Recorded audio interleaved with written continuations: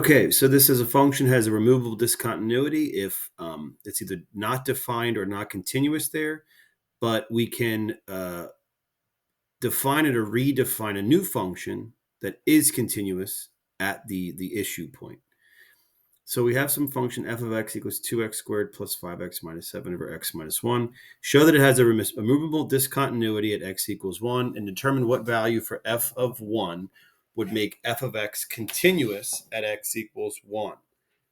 So this is a really long way of saying that basically we know 1 is an issue because it'll make the denominator 0. But fortunately for us, the top can be factored. And when you see that you have a removable discontinuity, it means that one of the factors of the numerator is going to be x minus 1. So I'm able to cross it out.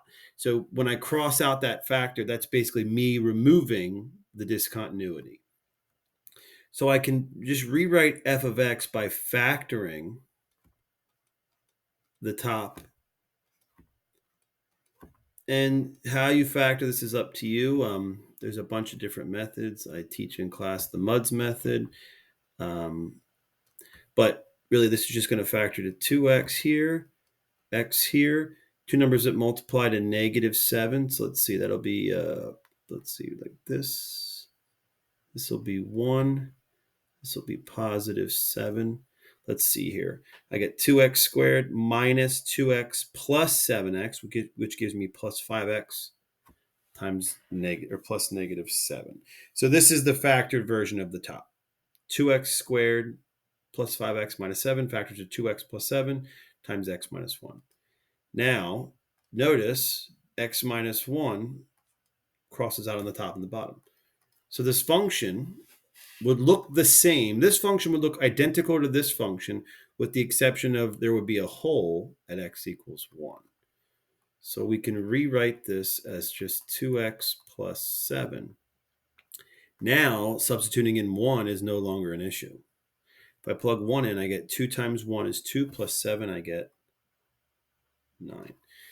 And you can graph this to kind of like verify your findings.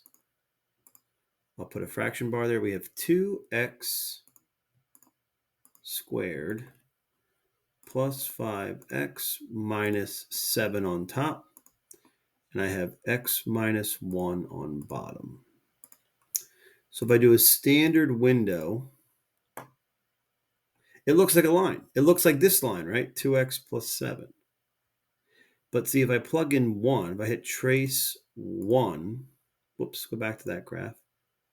Trace 1. Why is it not letting me do that? Oh, I'm in the stat. I had to go like this. There we go. Trace 1.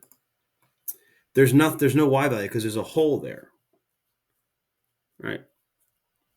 I could plug something in really close to 1.9999999. And you see that basically it says, all right, it's so close to 9 that we know it's going to be 9.